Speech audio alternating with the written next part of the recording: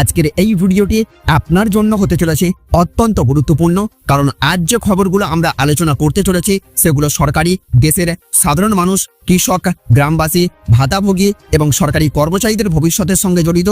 নিজের নামে জমি থাকলে কেন্দ্র সরকার দেবে 1.5 লক্ষ টাকা আপনার অ্যাকাউন্টে। ঘরে বসে মোবাইল থেকেই আবেদন করলেই পাবেন এই টাকা।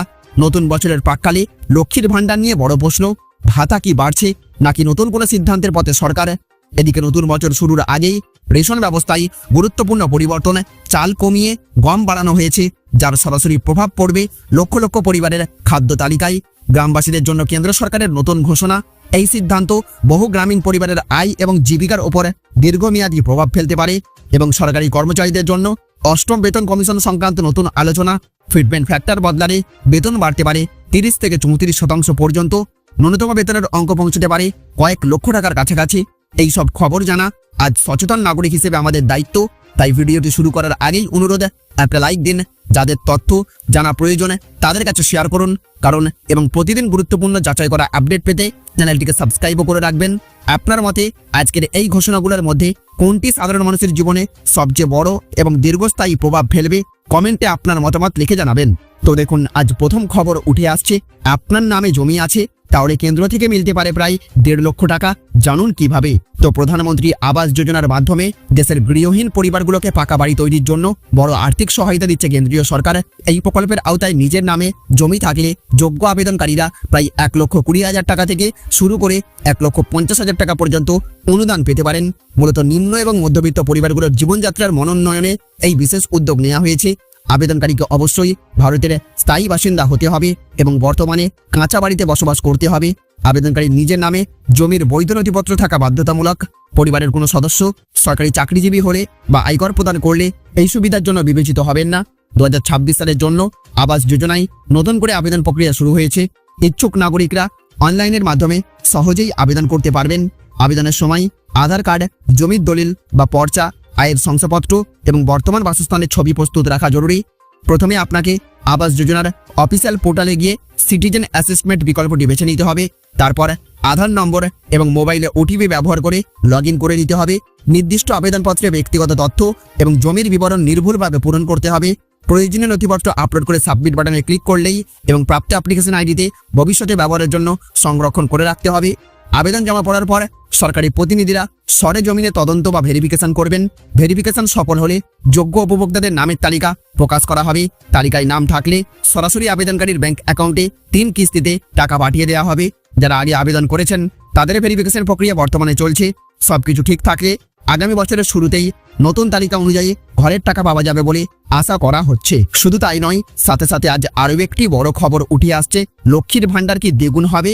নতুন বছরে ভাতা বৃদ্ধি নিয়ে জল্পনা তুঙ্গে। তো পশ্চিমবঙ্গের অন্যতম জনপ্রিয় সামাজিক প্রকল্প লক্ষ্মীর ভাণ্ডারের ভাতার পরিমাণ নতুন বছরে বাড়তে পারে বলে রাজ্য জুড়ে জল্পনা শুরু হয়েছে। মুখ্যমন্ত্রী মমতা বন্দ্যোপাধ্যায় এই বিষয়ে বড় কোনো সিদ্ধান্ত নিতে পারেন বলে সূত্রের খবর। বর্তমানে রাজ্যের 25 থেকে 60 বছর বয়সী মহিলারা এই প্রকল্পের সুবিধা পান। সাধারণ জাতিভুক্ত মহিলারা মাসিক 1000 টাকা এবং তপশিলি জাতিভুক্ত মহিলারা মাসিক 1200 টাকা করে পান। এই অনুদান রাজ্যের 1 কোটিরও বেশি মহিলার দৈনন্দিন জীবনে স্বস্তি এনে দিয়েছে।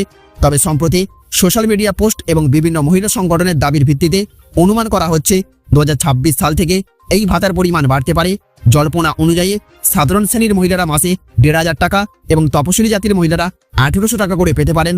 অর্থাৎ অনুদানের পরিমাণ প্রায় দ্বিগুণ হতে পারে বলে আশা করা হচ্ছে। শুধু তাই নয়, সাথে সাথে আজ আরও একটি বড় খবর উঠে আসছে, অষ্টম বেতন কমিশনের নতুন ফিটমেন্ট ফ্যাক্টর। বেতন বাড়তে পারে 30 থেকে 34%।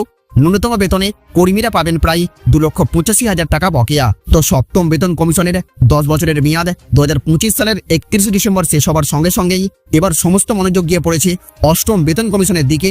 বিচারপতি রঞ্জনা দেসাইয়ের নেতৃত্বে কমিশন কাজ শুরু করেছে।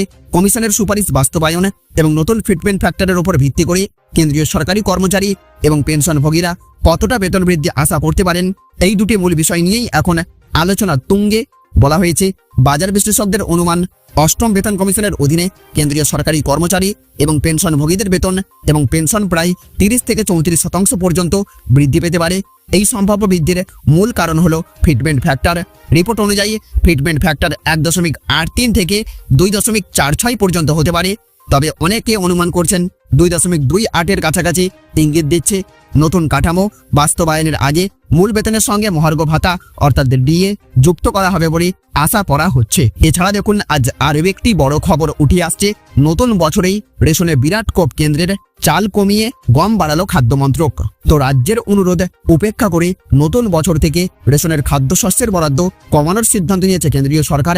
2026 সালের 1 জানুয়ারি থেকে জাতীয় খাদ্য সুরক্ষা প্রকল্পের SPH এবং SPHH শ্রেণীর গ্রাহকরা মাসে 5 কেজি খাদ্যশস্যের মধ্যে 3 কেজি গম এবং 2 কেজি চাল পাবেন। বর্তমানে যেখানে তারা 2 কেজি গম এবং 3 কেজি চাল পাচ্ছিলেন, কেন্দ্রীয় খাদ্য মন্ত্রকের এই সিদ্ধান্তের ফলে রাজ্যের খাদ্য দপ্তর কর্তৃক চালের বরাদ্দ একই রাখার অনুরোধ খারিজ হয়ে গেল। এই রদবদলে অন্তোদয় অন্ন যোজনার গ্রাহকদের বরাদ্দ পরিবর্তিত হচ্ছে। কেন্দ্রীয় পুলের জন্য কম চালের প্রয়োজন হওয়ায় ধান ক্রয় নির্ভর রাজ্যের কৃষকদের স্বার্থও এতে ক্ষতিগ্রস্ত হতে পারে বলে আশঙ্কা করা হচ্ছে। শুধু তাই নয়, সাথে সাথে আজ আরও একটি বড় খবর উঠে আসছে। গ্রামবাসীদের জন্য বড় সুখবর।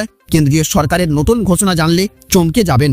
তো গ্রামীণ ভারতের সাধারণ মানুষের জন্য বড়সড় ঘোষণা করল কেন্দ্রীয় সরকার। দেশের অন্যতম বৃহত্তম সামাজিক নিরাপত্তা প্রকল্প মনরেগা বা মহাত্মা গান্ধী জাতীয় গ্রামীণ কর্মসংস্থান গ্যারান্টি আইনের নাম পরিবর্তন করে এখন থেকে পূজ্য বাপু গ্রামীণ রোজগার যোজনা করা হয়েছে। তবে শুধুমাত্র নাম পরিবর্তনই নয়, এই প্রকল্পের আওতায় কাজের সুযোগ এবং মজুরির হারও বাড়ানো হয়েছে। নতুন সিদ্ধান্ত অনুযায়ী এখন থেকে এই প্রকল্পের অধীনে বছরে 100 দিনের পরিবর্তে 125 দিনের কাজের গ্যারান্টি পাওয়া যাবে। এর ফলে গ্রামীণ পরিবারগুলোর বার্ষিক আয় আরও স্থিতিশীল হবে এবং গ্রামীণ অর্থনীতি শক্তিশালী হবে বলে আশা করা হচ্ছে। এর পাশাপাশি ন্যূনতম মজুরির হার বাড়িয়ে প্রতিদিন 240 টাকা করা হয়েছে, যা শ্রমিকদের দৈনন্দিন আর্থিক অবস্থার সরাসরি উন্নতি ঘটাবে। পূজ্য বাপু গ্রামীণ রোজগার যোজনার মাধ্যমে সড়ক নির্মাণ, জল সংরক্ষণ, পুকুর খনন এবং বাগান তৈরির মতো কাজগুলো আরও বেশি সংখ্যক শ্রমিকের কাছে পৌঁছে দেওয়া হবে। এতে শহরমুখী পরিযায়ী শ্রমিকের সংখ্যা যেমন কমবে, তেমনি গ্রামীণ নারীদের অংশগ্রহণ এবং আর্থিক স্বনির্ভরতা বৃদ্ধি পাবে। কেন্দ্রীয় সরকারের এই পদক্ষেপের মূল লক্ষ্য হল গ্রামীণ মানুষের ক্রয় ক্ষমতা বাড়ানো এবং ক্ষুদ্র ব্যবসা এবং কৃষিভিত্তিক কাজের সহায়ক পরিবেশ তৈরি করা।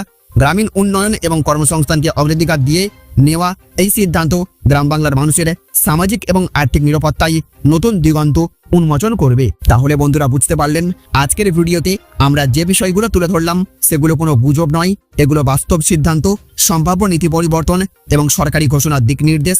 জমি সংক্রান্ত আর্থিক সহায়তা হোক বা লক্ষ্মীর ভাণ্ডার, রেশন ব্যবস্থার পরিবর্তন হোক বা গ্রামবাসীদের জন্য নতুন পরিকল্পনা অথবা সরকারি কর্মচারীদের বেতন কাঠামো, প্রতিটা সিদ্ধান্তের প্রভাব পড়বে আপনার সংসার, আপনার ব্যয় এবং আপনার ভবিষ্যৎ পরিকল্পনায়। এই তথ্যগুলো যদি আপনার কাছে গুরুত্বপূর্ণ বলে মনে হয় তাহলে একটি লাইক দিয়ে আমাদের পাশে থাকুন। পরিবার, প্রতিবেশী এবং সহকর্মীদের মধ্যে শেয়ার করুন, কারণ সচেতনতা ছড়ানোই সবচেয়ে বড় দায়িত্ব। এবং নির্ভরযোগ্য প্রয়োজনীয় খবর পেতে সাবস্ক্রাইব করে আমাদের সঙ্গেই থাকুন। কোন সিদ্ধান্তটা নিয়ে আপনার সবচেয়ে বেশি আশা আর কোনটা নিয়ে আপনার চিন্তা রয়েছে কমেন্টে লিখে জানাবেন। আপনার প্রশ্ন নিয়েই আমরা পরের ভিডিওতে ফিরব। ততক্ষণ ভালো থাকবেন, সুস্থ থাকবেন।